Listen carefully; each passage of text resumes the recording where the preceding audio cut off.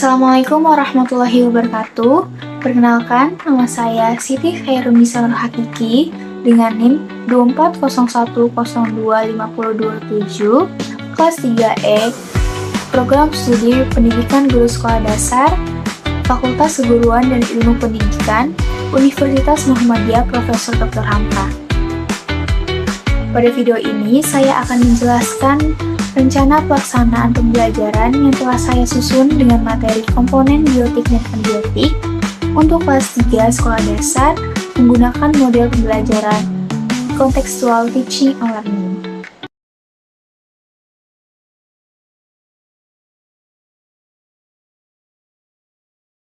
Yang pertama ada identitas RPP. Materi pembelajarannya itu adalah komponen biotik dan abiotik di lingkungan sekitar. Kelas yang dituju adalah kelas 3 semester ganjil dengan alokasi waktu 2 kali 35 menit. Model pembelajaran yang digunakan adalah contextual teaching and learning dengan pendekatan kontekstual. Lalu ada capaian pembelajaran. Capaian pembelajaran dalam RPP ini adalah peserta didik mampu mengenali, mengelompokkan, dan menjelaskan perbedaan komponen biotik dan abiotik, dan memahami hubungan sederhana antara keduanya dalam menjaga keseimbangan ekosistem. Lalu, tujuan pembelajaran. Setelah mengikuti pembelajaran, peserta didik diharapkan mampu pertama, menyebutkan contoh komponen biotik dan abiotik di sekitar sekolah. Kedua, mengelompokkan benda hidup dan benda tak hidup berdasarkan cirinya. Yang ketiga, menjelaskan hubungan sederhana antara makhluk hidup dan benda tak hidup. Yang keempat, menunjukkan sikap aktif, ingin tahu, dan bekerja sama. Yang kelima, menyampaikan hasil pengamatan secara lisan dengan percaya diri. Untuk profil pelajar Pancasila, yang dikembangkan dalam pembelajaran ini meliputi bernalar kritis, gotong royong, mandiri, kreatif, dan beriman dan bersyukur atas ciptaan Tuhan. Model dan pendekatan yang digunakan yaitu model kontekstual teaching and learning dengan implementasi dalam pembelajaran dikaitkan langsung dengan konteks kehidupan nyata di sekitar peserta didik melalui observasi lingkungan, diskusi tentang komponen biotik dan abiotik. Pendekatan kontekstual melibatkan siswa untuk mengalami, menemukan, dan memahami konsep melalui 7 komponen, yaitu konstruktivisme, inquiry, bertanya, masyarakat belajar, pemodelan, refleksi, dan penilaian autentik. Untuk alat dan bahan yang dibutuhkan yaitu slide presentasi, proyektor, lagu biotik dan abiotik, laptop, LKPD atau lembar kerja peserta didik, dan soal evaluasi. Lalu, sumber belajarnya itu ada lingkungan sekolah, slide presentasi, dan lagu pembelajaran. Lalu di sini ada langkah-langkah pembelajaran. Langkah pertama yaitu konstruksi konteks. Pertama, guru menampilkan slide gambar. Lalu, guru bertanya, apa yang kalian lihat pada gambar yang ada di layar? Mana makhluk hidup dan mana benda tak hidup? Jawaban yang diharapkan yaitu, ada hewan dan tumbuhan, Bu. Ada awan, matahari, air, dan batu, Ibu. Yang hidup, hewan, dan tanaman. Sedangkan yang tak hidup ada awan, matahari, dan air. Yang ketiga, guru menjelaskan tujuan pembelajaran hari ini. Di sini guru menyebutkan tujuan pembelajaran seperti yang pertama, menjelaskan apa itu biotik dan abiotik. Yang kedua, memberi contoh di sekitar. Yang ketiga, mengetahui hubungan antara keduanya. Yang keempat, bersyukur atas ciptaan Tuhan. Lalu langkah kedua ada inquiry dan eksplorasi. Guru membagi siswa menjadi 4-5 kelompok. Lalu siswa diajak ke halaman sekolah untuk mengamati lingkungan sekitar. Setiap kelompok diberi tugas untuk menulis dan mengelompokkan makhluk hidup dan benda tak hidup di sekitar sekolah. Lalu guru membagikan kertas LKPD. Setelah itu, masing-masing kelompok menulis dan mengelompokkan makhluk hidup dan benda tak hidup di sekitar sekolah pada kertas LKPD. Langkah ketiga ada bertanya dan diskusi. Guru mendampingi dan memancing pertanyaan seperti, bagaimana kamu tahu kalau itu makhluk hidup? Jawaban yang diharapkan yaitu, karena bisa bergerak, tumbuh, dan berkembang biak, Ibu. Lalu, siswa kembali ke kelas. Masing-masing kelompok mempresentasikan hasil pengamatan dan kelompok lain menanggapi. Langkah keempat ada pemodelan dan kolaborasi.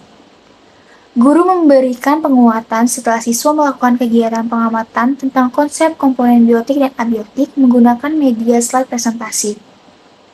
Lalu, guru dan siswa menyanyikan lagu biotik dan abiotik. Langkah kelima ada refleksi dan generalisasi. Murid diberikan soal evaluasi berupa teka-teki silang terkait materi pembelajaran yang sudah dipelajari. Siswa mengumpulkan lembar evaluasi kepada guru, lalu guru mengajak peserta didik duduk melingkar dan memberi pertanyaan. Apa yang kamu pelajari hari ini? Jawaban yang diharapkan yaitu, komponen biotik itu makhluk hidup, kalau abiotik benda tak hidup, Bu. Lalu pertanyaan kedua, apa yang kamu sukai dari kegiatan ini? Jawaban yang diharapkan yaitu, seru Bu, karena keluar kelas. Pertanyaan yang ketiga, apa contoh biotik dan abiotik di sekitar rumah kamu? Jawaban yang diharapkan yaitu, biotik ada kucing, manusia, burung, dan tanaman. Kalau abiotik ada awan, air, dan batu, Bu. Lalu di sini ada penilaian. Mata pelajaran tentang pengetahuannya, indikator penilaiannya yaitu menyebutkan dan mengelompokkan contoh biotik abiotik dengan benar. Teknik penilaiannya itu adalah soal evaluasi. Lalu untuk keterampilan, indikator penilaiannya itu pengamatan lingkungan dan mengisi LKPD. Teknik penilaiannya adalah hasil LKPD-nya. Lalu yang terakhir ada sikap. Indikator penilaiannya itu ada aktif, bekerja sama, dan antusias. Teknik penilaiannya itu pada saat observasi. Lalu ada tindak lanjut. Ada remedial, yaitu mengulang pengamatan dengan bantuan guru menggunakan gambar tambahan. Yang kedua ada pengayaan, yaitu mencari contoh biotik dan abiotik di rumah. Yang ketiga ada refleksi guru, mengevaluasi sejauh mana contextual teaching and learning membuat siswa aktif, senang, dan memahami konsep. Lalu di sini ada rubrik penilaian. Ada aspek mata pelajaran, yaitu pengetahuan. Indikator penilaiannya itu menjelaskan konsep biotik abiotik. Skor 4, yaitu sangat baik. Siswa mampu menjelaskan dengan kata sendiri dan memberi contoh nyata. Skor 3, kategori baik.